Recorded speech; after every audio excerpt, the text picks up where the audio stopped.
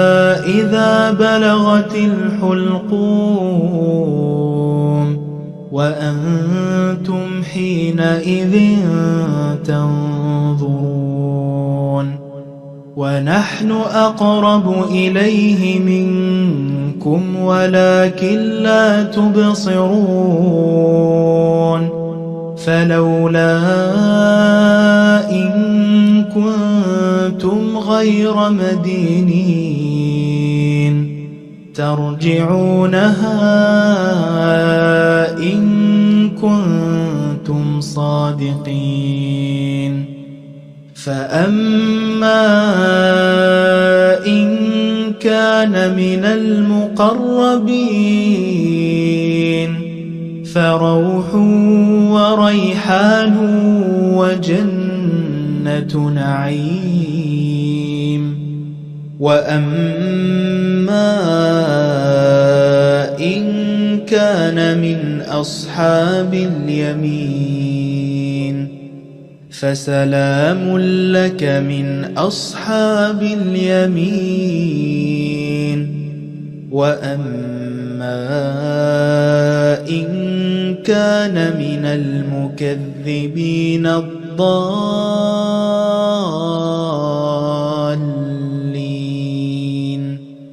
فنزل من حميم وتصلية جحيم إن هذا لهو حق اليقين فسبح باسم ربك العظيم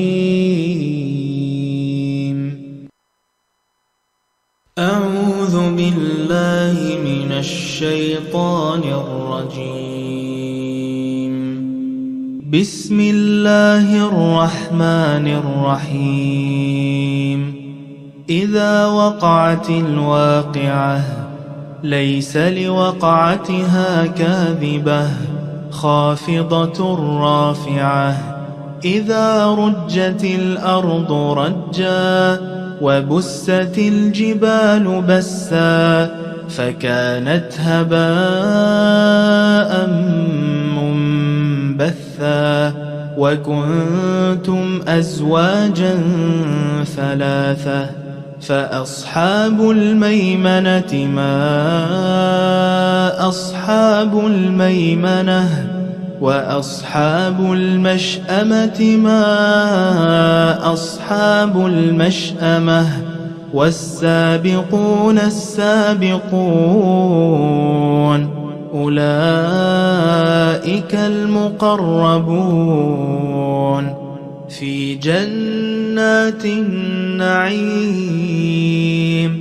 ثلة من الأولين وقليل من الآخرين على سرر موضونة متكئين عليها متقابلين يطوف عليهم ولدان مخلدون بأكواب وأباريق وكأس من معين لا يصدعون عنها ولا ينزفون وفاكهة مما يتخيرون ولحم طير مما يشتهون وحور عين كأمثال اللؤلؤ المكنون جزاء بما كانوا يعملون لا يسمعون فيها لغوا ولا تأثيما إلا قيلا سلاما سلاما وأصحاب اليمين ما أصحاب اليمين في سدر مخضود وطلح منضود وظل ممدود وماء مسكوب وفاكهة كثيرة لا مقطوعة ولا ممنوعة وفرش مرفوعة. صلوا على محمد وآل محمد.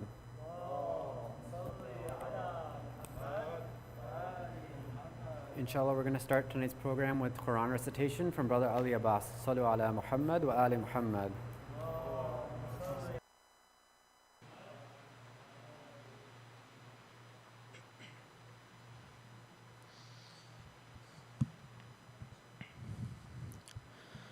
صلوا على محمد وآل محمد.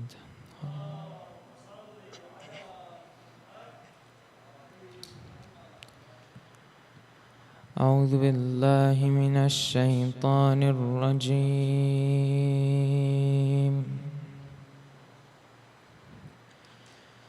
بسم الله الرحمن الرحيم.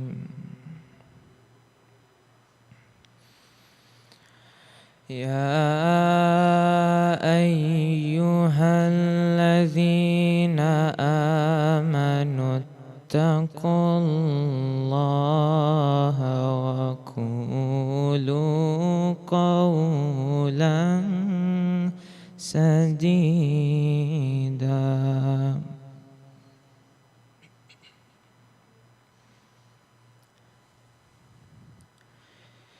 يصلح لكم أعمالكم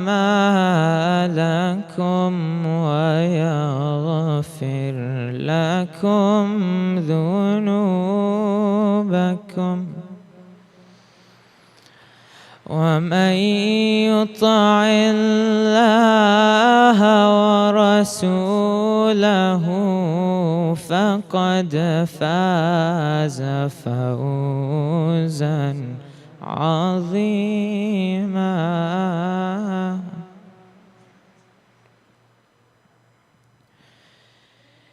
إنا عرضنا الأمانة على السماوات والأرض والجبال فأبين أن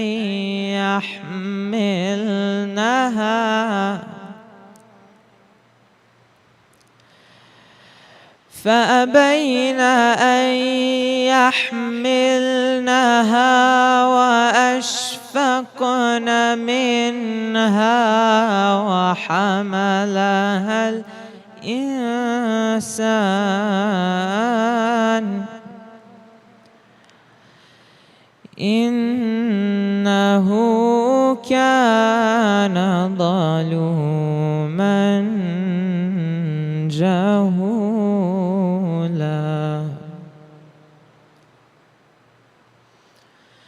ليعذب الله المنافقين والمنافقات والمشركين والمشركات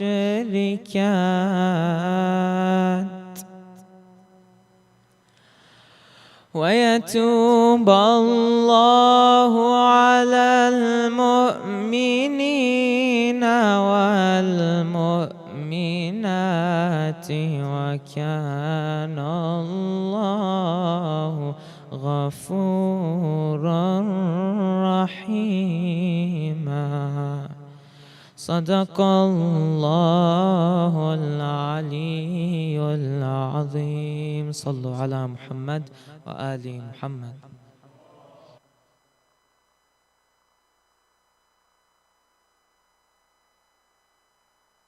Jazakallah, Brother Ali. Inshallah, next we're going to have Sister Fatima Najdi with some recitation of poetry. Sallu ala Muhammad wa ali Muhammad.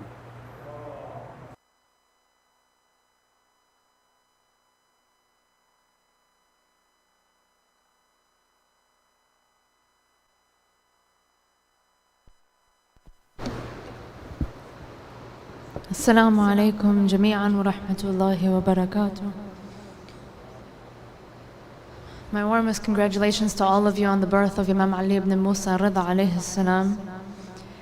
Inshallah, this is a short poem in his honor, and also as a reminder to all of us of the stories that we've probably heard, maybe even experienced ourselves, of the beautiful honor it is that we have to ask Imam Rida for our needs, and how easily he grants whatever we ask for. Salawat ala Muhammad wa ali Muhammad.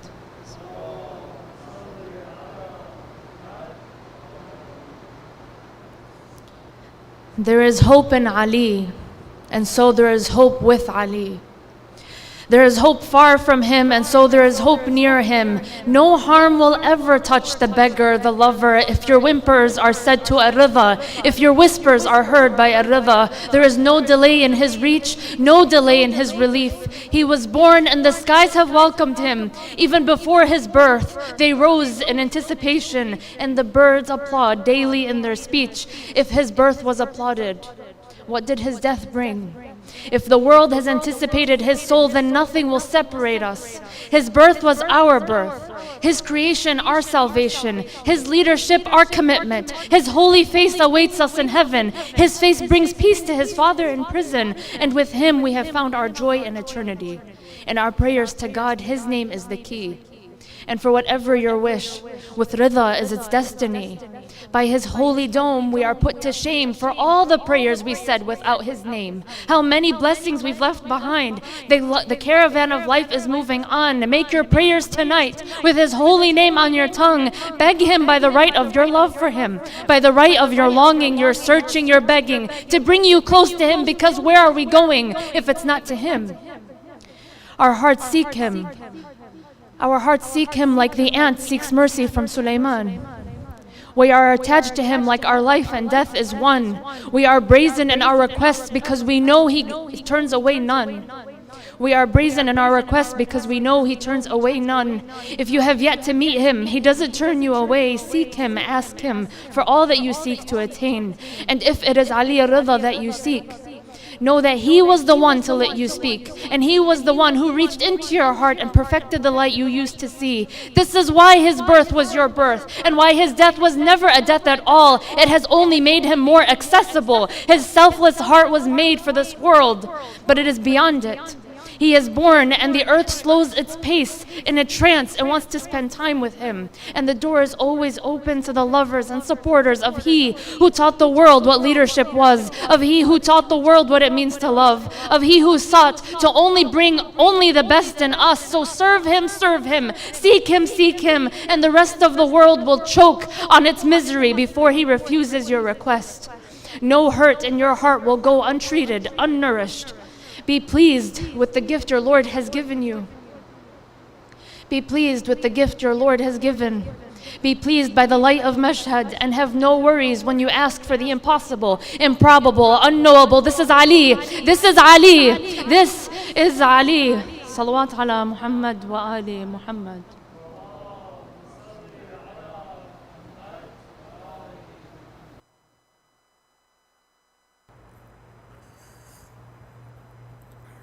Thank you, sister. I wanted to congratulate everyone on the birth of Imam Ali al-Ridha.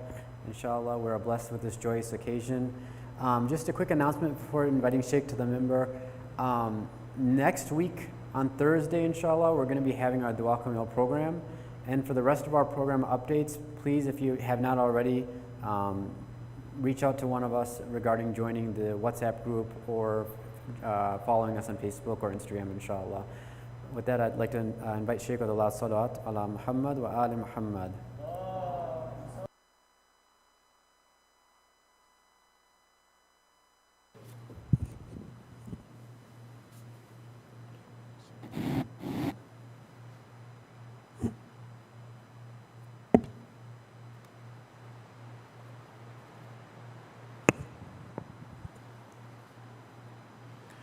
أعوذ بالله من الشيطان الرجيم بسم الله الرحمن الرحيم Alhamdulillah Rabbil Alameen wassalatu wassalamu ala Sayyidina wa Maulana Abul Qasim al-Mustafa Muhammad. Salli ala Muhammad wa ali Muhammad. وعلى أهل بيت الطيبين الطاهرين المعصومين لا سيما بقية الله في الأراضين روحي وأرواح العالمين له الفداء رب اشرح لي صدري ويسر لي أمري واحلل عقدة من لساني يفقهوا قولي. So dear brothers and sisters, welcome back to another Good Life lecture. Today we have the tawfiq to celebrate the birth of the Imam. Our Imam was born on the 11th of Dhul Qa'dah. Today Allah has granted us the tawfiq to gather together and to remember him and inshallah to get closer to him. I congratulate each and every one of you and of course the mu'mineen and mu'minat all over the world, the ulama, the shuhada, and of course our leader and of course the Imam of the time. So brothers and sisters, we learned to address Imam Rida alayhi salam as the kind Imam, or the Imam who's Rauf from his son Imam al-Jawad. This is what he says. The Imam addressing his father. As-salamu ala al-Imam al-Rauf. Peace be on the Imam who is merciful and kind.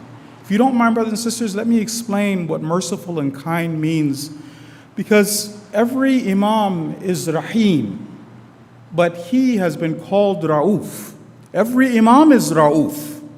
But why him? Why this name? Why this title? You see, actually that is one of the titles or the names or the attributes of Allah subhanahu wa ta'ala. Allah calls himself Rahim, and then right after that he also calls himself Rauf. What's the difference between these two if they're both merciful? What they tell us is that it's a special kind of mercy, a deeper kind of mercy, a type of mercy where you can't bear for the person who's coming to you to experience any difficulty.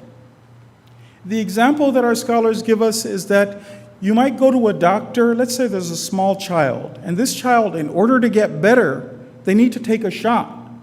They might be afraid of taking shots. They might not want to take a shot, but in order to get better, I've got to give this person the shot. A merciful doctor, a doctor who's Rahim, will administer the shot. I'm doing it to help you get better. Rauf, they tell us, is something a little bit different. If someone's Rauf, like Imam Rida, he doesn't want you to have to experience even the least amount of difficulty. A doctor who's Rauf, who knows this little child, for whatever reason, they're very afraid of the idea of getting a shot. He'll find any way, every way, some other type of medicine, something so that I don't have to give this person a shot. Even though it's so slight, even though it's good for the person, but I don't want them to experience any difficulty.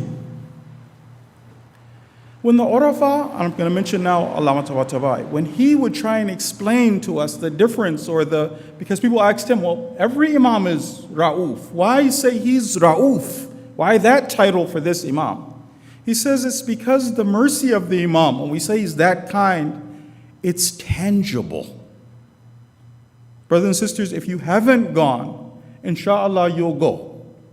And you can feel for yourself, you can sense for yourself how quickly the Imam responds. In the end, if Allah gives tawfiq, I'd like to share a story from when I first went, from a person who had actually gotten a cure from the Imam, but inshallah that'll be towards the end. But just for us to inshallah gather or get to know who it is that we're celebrating. Even they tell us, because you and I, we can experience this kindness, this rafa of the Imam. Once, there was a Sheikh Muhammad Jawad Bid Abadi, one of our Urafa. He lived in the past. Ayatollah Das Ghaib, Shahid Das Ghaib tells this story. He says that this man was living, so this story took place 70, 80 years ago. This man decided to travel from Isfahan to Mashhad at that time. That's a 700-mile trip, brothers and sisters.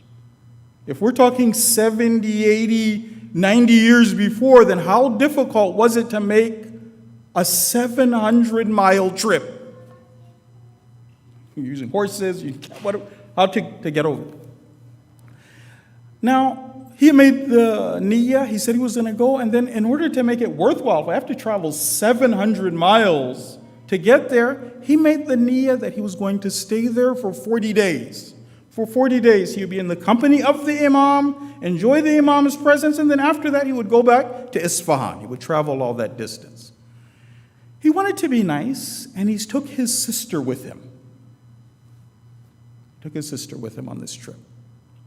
Maybe his sister was the one who was asking him, that, look, you're going to go. I know it's a difficult trip. It's a long trip, 700 miles, but if you don't mind, please take me. And he said, of course, why not? They went together. Now that he was in the company of Imam Rida, only 18 days had passed when he had a true dream. In his dream, he sees Imam Rida. And the Imam says, I want you to go back. So he kind of protests that, Mawlaya, Sayyidi, I just got here, 40 days inshallah, I traveled all that way. The Imam said, no, I want you to go back. Why? He said, your sister, she complained to me. She misses her mother. You know how much I care for my zuwar. The ra'fa of the Imam is that. Even someone who's in his company. The Sheikh woke up from his dream. He asked his sister, he said, what did you ask Imam Rida for yesterday? She said, I really started to miss our mother, and I asked him if he would arrange for me to go back. So that's how this Imam is, this caring Imam. Inshallah, we get a chance to visit him. Brothers and sisters, the rewards of visiting this Imam are incredible. I'm just going to mention a few of the ahadith. Inshallah, all of you at least make the niyyah of going. Get the reward. This is from Imam Qadim alayhi salam. He says this, Man zarahu, whoever visits him, aw bata indahu layla, or maybe Allah will give you the tawfiq, you'll stay one night in Mashhad, kaman zara Allah ta'ala, is like the person who has done ziyarah of Allah subhanahu wa ta'ala fi arshih. It's like visiting Allah, doing the ziyarah of Allah subhanahu wa ta'ala on his throne.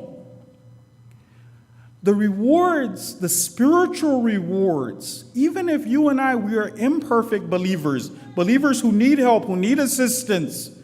Remember we had that story before about the promise of Imam Sadiq, and the promise that he gave even to the person who wasn't Shia. This is another one of those promises of Imam Sadiq.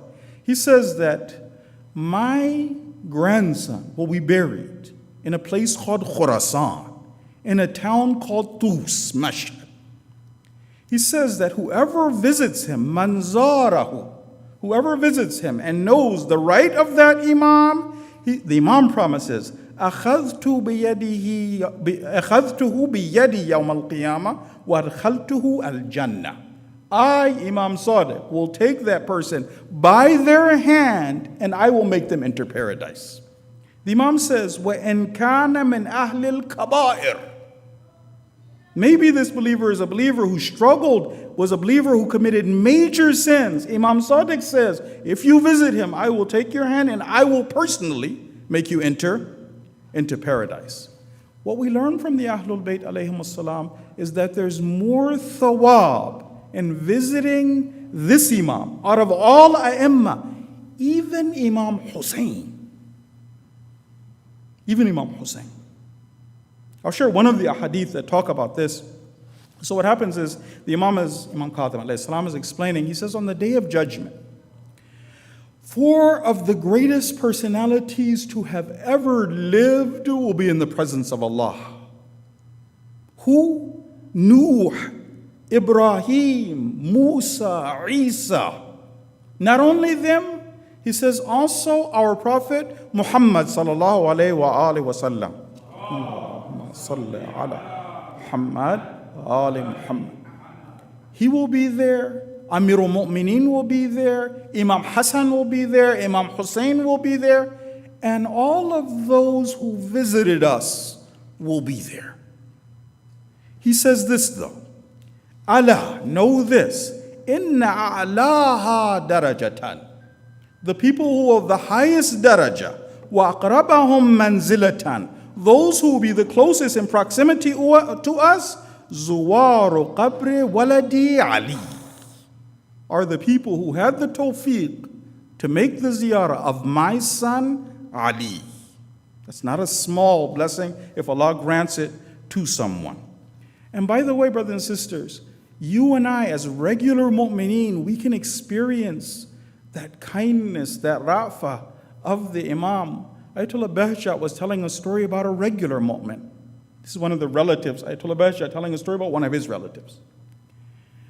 One of his relatives says that I would go to Mashhad, and whenever I would go to Mashhad, I would be the guest of such and such brother, this person. I would go over it and I would be his guest. He said, one time I went to the house, I was a guest in Mashhad. The man lives in Mashhad. He said the man opened the window of his house, and outside you could see the golden dome of the Imam. He says when he looked outside, as soon as he saw the Imam, he passes salams to the dome. The guy who's telling the story says, I was sitting there.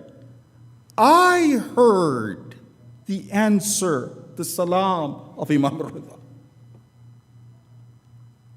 I told the guy, I was shocked. I said, I just heard with my own 2 ears, I heard Imam Rida return your salams.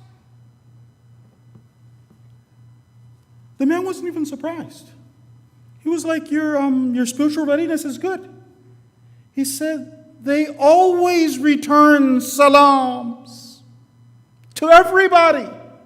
Ayatollah Bahjat said, the man didn't even consider it a karama that, I'm at such a level. He's like, no, Ahlul Bayt, they return everybody's salams. Anybody can experience this rafa. Anybody can experience this amount of mercy. Now, unfortunately, as you and I know, those who are the followers of Yazid and Pharaoh in the modern times, the modern Tawaghit, have put sanctions on this Imam. Unthinkable, unconscionable. But how dare they put sanctions on an Imam, Imam Rida. You see, what happens with these Tawaghit is that they've realized both the time that we're in and the message of the Imam. The message of the Imam, let me share a beautiful hadith from Imam Rida. This is what he says about the teachings of the Ahlul Bayt. Why is it that they would put sanctions on Imam Rida? He says, Inna nas, truly the people, the masses, law alimu mahasina kalamina. If they knew the beauty of our words, latabi'una, 100% they would follow us. So the enemies of Islam, the enemies of Imam Rida, the enemies, the modern day Tawaghit, Pharaoh of the time, they've understood this. So now what happens is you and I, we see them ratcheting up the pressure. They sanction the Hawza, if you can believe that. They sanctioned a Marja, Imam Khamenei. They put him also on their list. Not only that, now recently in the most, and these are feeble attempts, futile attempts, they even decided to block the Shia websites. There's weakness. This is going to come to the other part of the speech that I want you and I to pay attention to. They sense weakness on their part. And you and I, when you see these attempts, how do you dare you sanction an imam? How does that even cross your mind? Like, what genius thinks of these plans? I mean, they have think tanks. Don't they know? I'm going to mention the hadith of Imam Rida about this, but don't they know that right now, if you go over and there is I'm just going to mention a couple of missteps. Right now, according to them, there's a new hardline president coming in, Sayyid Ibrahim Raisi. And this man is about to clean it up. And they want to hear, just naturally, who's the president? What does he say? Why now would you go over and decide to block all these websites, knowing that Google isn't God? There's other ways of getting access to hear the information. Why hurt yourself in that? Like the PR, whoever the PR guy is, why do you think of these things? I'll give you another example. If they know that they cannot stop ships being directed by the believers to go to international waters, to other sovereign nations, if they know they can't stop it, why bring it up? You look weak. You think South America is your backyard. Right? But you know that the Islamic Republic is not going to be intimidated. You know their ships are going to keep sailing. Why even if you're going to try and attack them, then maybe that will be something. If you're not and you're too weak to do it, why bring it up? Then the whole world's on edge, and then they quietly, proudly roll in. Why do this? Why these kind of sanctions at this time? But you see, there's a very beautiful hadith that we have from Imam Rida. He says, and this is for you and I, because now we're hearing the footsteps of the Mahdi, to keep in mind. He says this, when God, Imam Rida says, when Allah wants something to happen, He strips the intellect away from the people. He makes it happen. After that, He gives them their intellect back, and then they're like, how, why, where? These kind of missteps, these kind of blunders. So for me, when I look at these kind of foolish steps, it reminds me of a saying that we have in Farsi.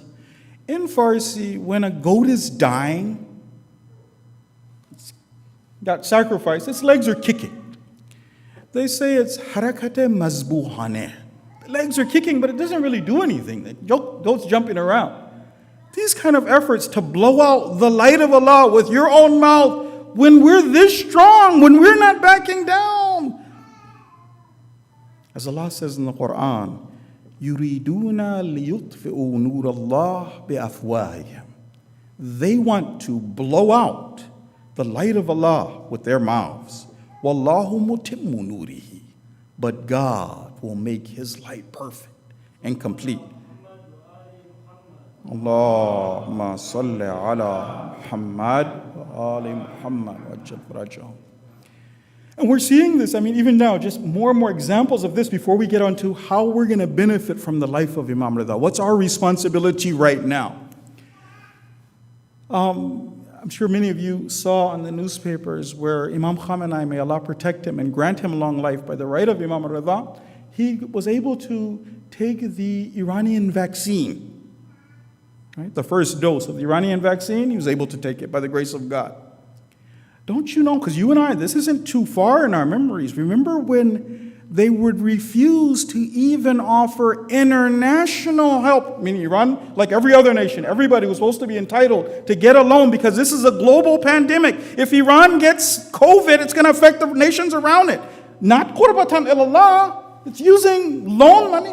They denied Iran this. The idea was that Iran should die with the pandemic. And their numbers were rising. We were all watching this. And they wanted to see the Islamic Republic collapse. And yet, a handful of countries have been able to develop the vaccine. Iran did. And when the leader took that vaccine, it showed how he believes in the mu'mineen. He believes in the youth. This is another misstep by them, and inshallah, us moving closer and closer to victory. Now, what I want to do is talk a little bit about what our responsibility is and what makes our situation, some parallels that we can draw between our situation and the situation of Imam Rida, because his imamate was unique. There were certain things that he did, but only he did. And to me, they're lessons that we can draw, inspiration that we can draw for ourselves while we're here.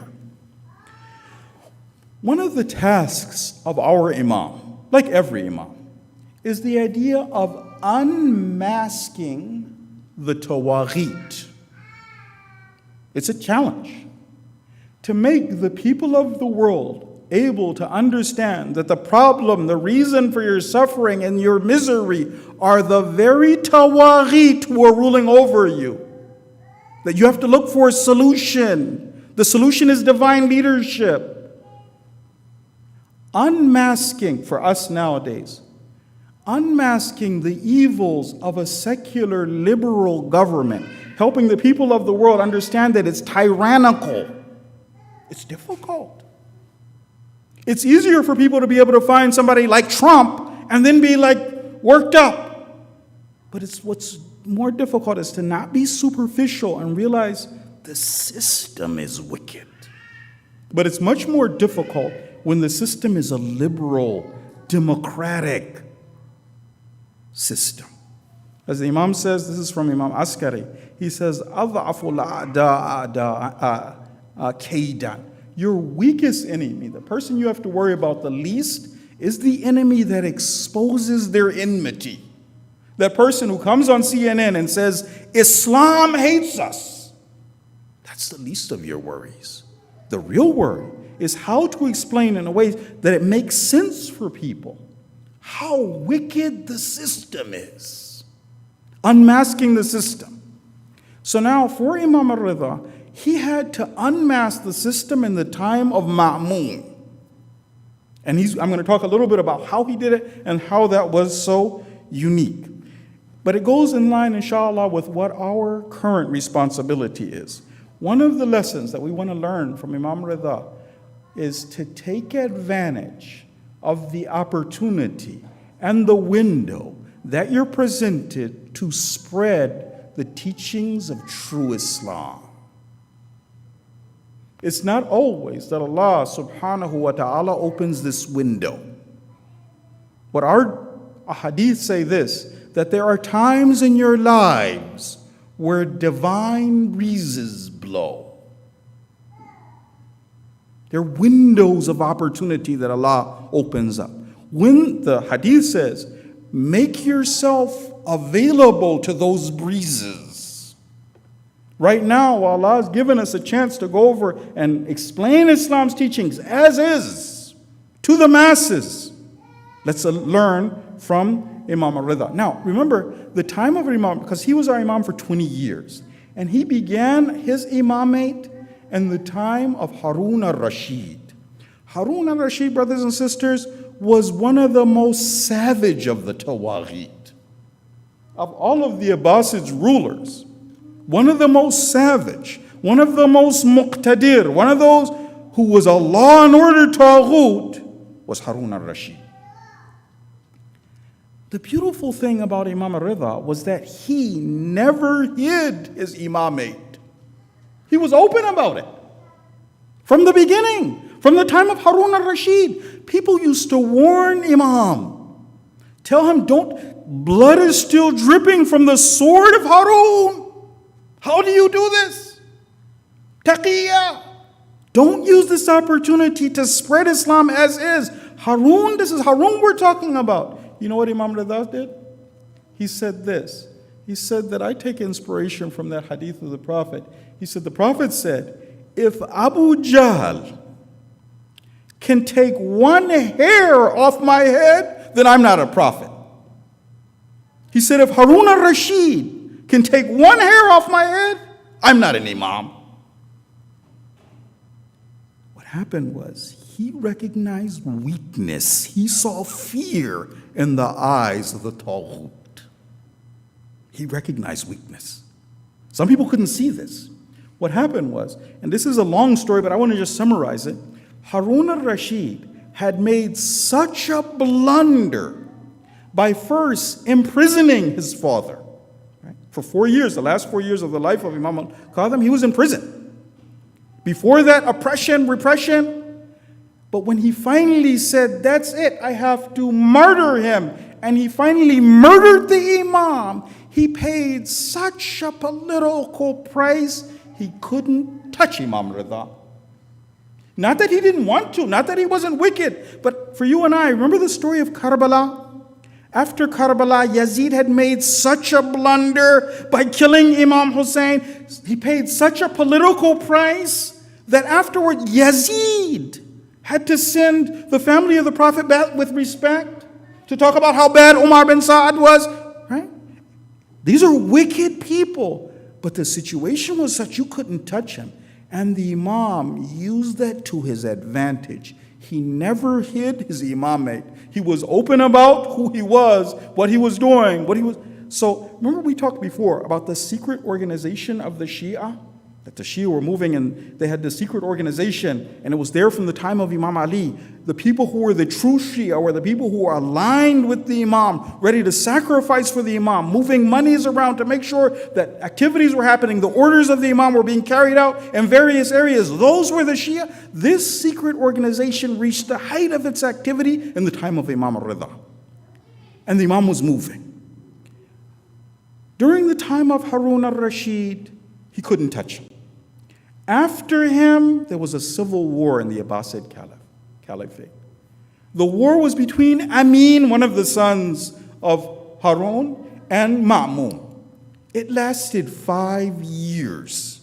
During those 5 years, our Imam pursued the direction that the Ahlul Bayt had always pursued. You explain the religion so that it matures in the minds of the people. You make sure that they've understood this revolutionary ideology. You take away the distortions that are there that are keeping people, the way that they would like to introduce Islam will be an Islam that will put people to sleep. So he was over there doing that and also readying that group of people who'd be willing to sacrifice so that he could carry out that mission. What happened now is once he was able to establish himself, Ma'mun, now he figured it was time to deal with the real threat, Imam Rida. What did he do? And again, he had several goals in doing this because of his own situation, how tough it was for him as someone who was half Arab, half Irani, who didn't have the support of the Abbasids, with uprisings happens of the Alawis in his kingdom. The lack of popularity, the jealousy amongst the ruling classes, there was so much going on. He decided the best solution is to go over and make Imam Rida the crown prince. I mean, what kind of a crown prince, though? Imam Rida is older than he is. He announces himself as his successor. But he said, no, I'll go over. But what happened was, remember, this is an Imam who is open about his imamate. His father, Imam Musa, had been open about his imamate. You remember the story from the life of Imam Qadha, meaning his father had introduced himself. People knew who they were dealing with. The story is this, one of the many stories. Our Imam, Imam Qadha, Harun is someone who's trying to present himself as part of the family of the Prophet, as a good person, someone, he would do publicity stunts, he would show off that relationship that he had with the Prophet, the leader of the Mu'mineen. He said, I want to, as a family member of the Prophet's family, I want to return fadak to you, Ahlul Bayt. People will cheer and they will clap and they will see that I'm such a great person. The Imam said, no, you don't want to give fadak back to me. He said, no, I insist. He said, no. He said, no. He said, I insist. He said, look, if I ask for it back, I want the original border of fadak. He said, the original border of fadak. The Imam said, okay.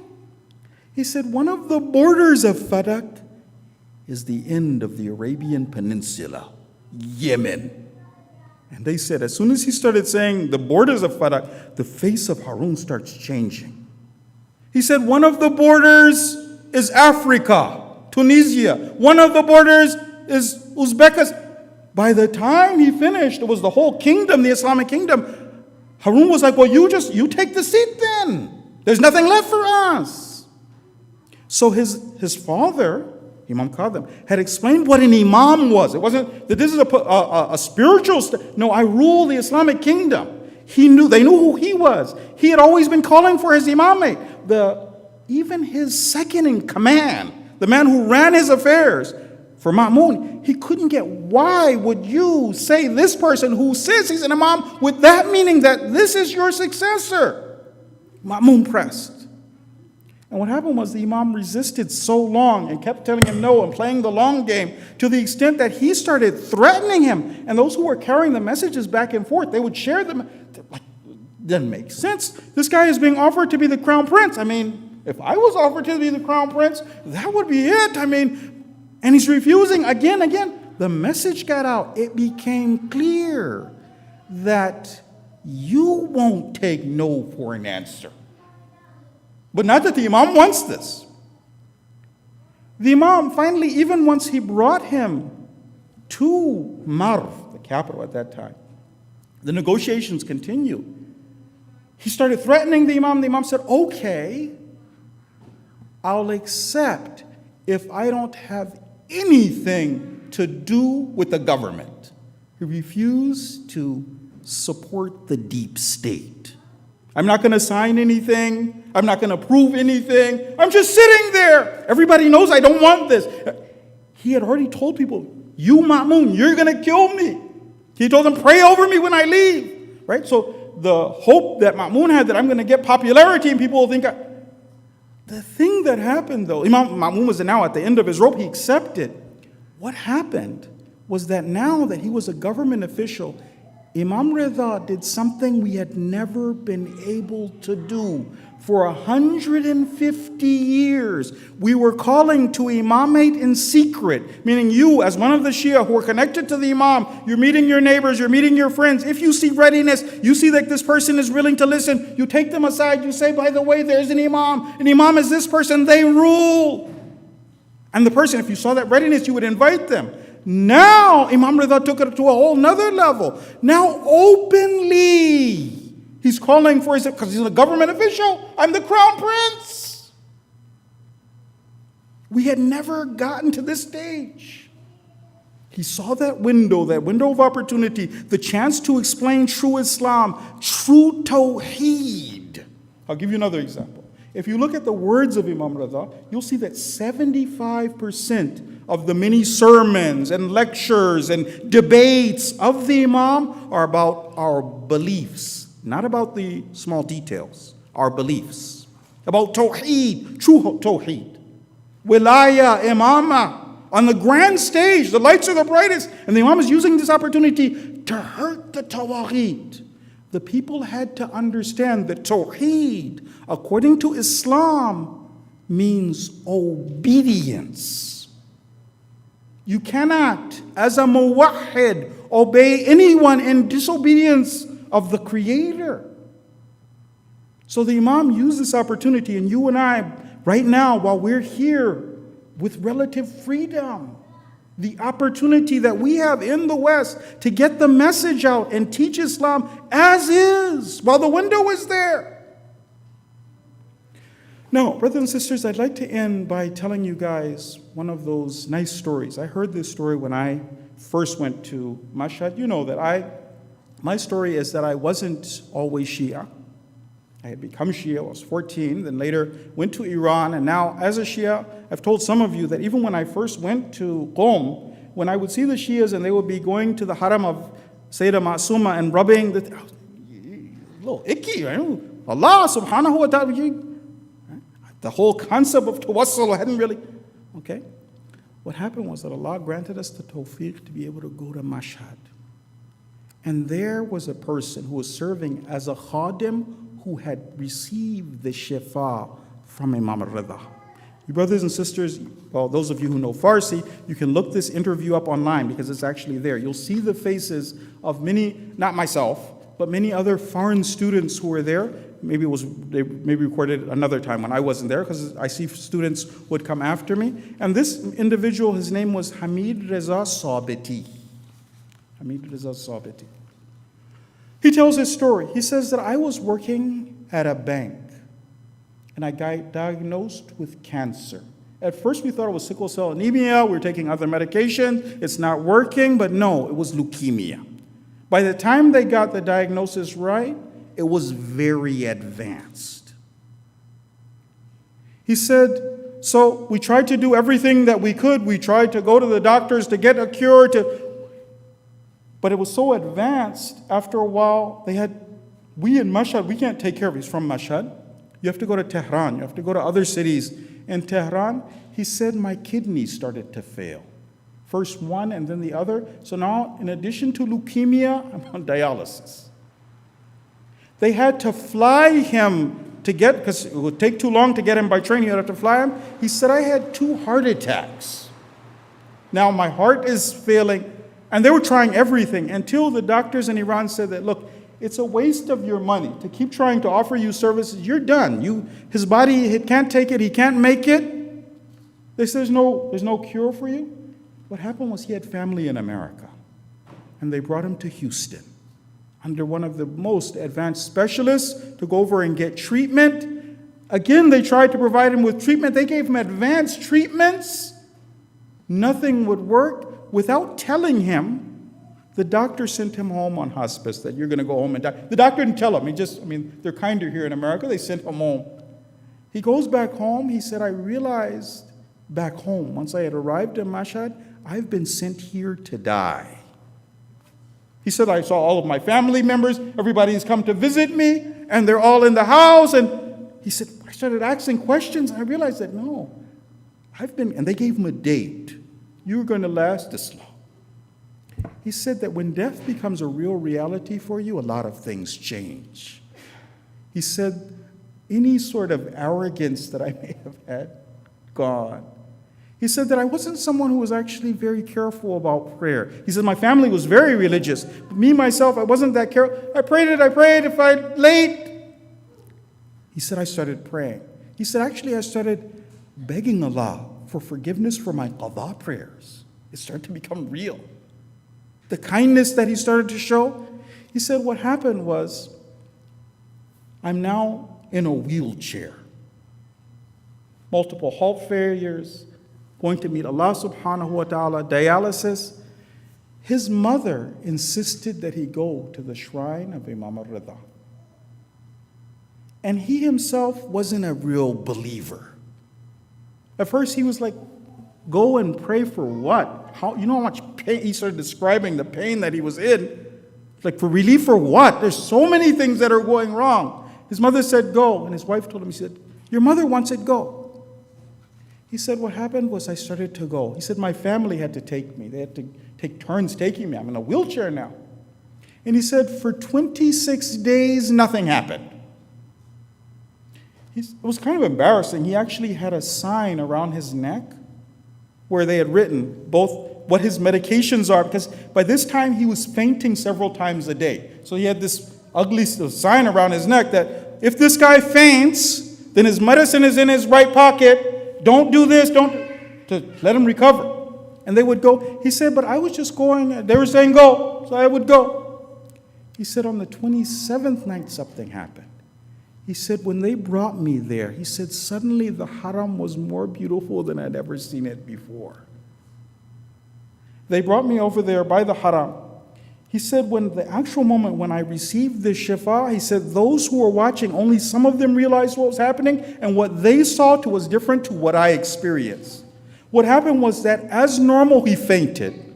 When he fell off his wheelchair, his family thought it's him, it's normal. He falls off his wheelchair, he's passing, meaning his normal routine. The people who were in the haram, they didn't know anything was happening. He said that there were 4 individuals who saw light. He said what I saw was something completely different. He said when I fell off the thing, I was awake. He said I caught myself falling off the wheelchair, and he said suddenly the haram was absolutely empty.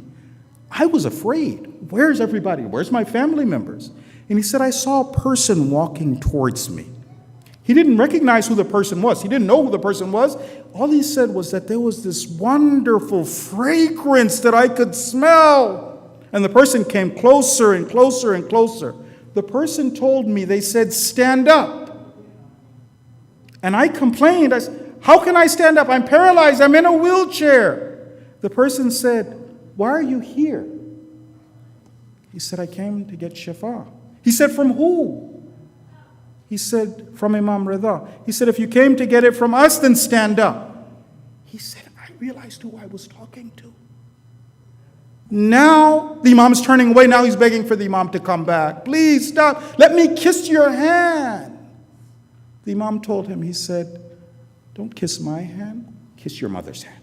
And he left. We ask Allah by the right of Muhammad wa ali Muhammad that He allows us to be from the true Shia of Imam Rida. And we end with salawat ala Muhammad wa ali Muhammad.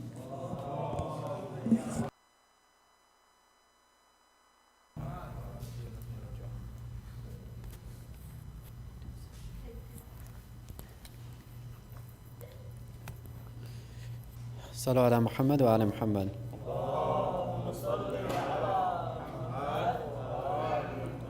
Thank you again, Sheikh, and inshallah, our next program again is going to be next Thursday for Dua Kamil, July 1st. Sallu ala Muhammad wa ala Muhammad.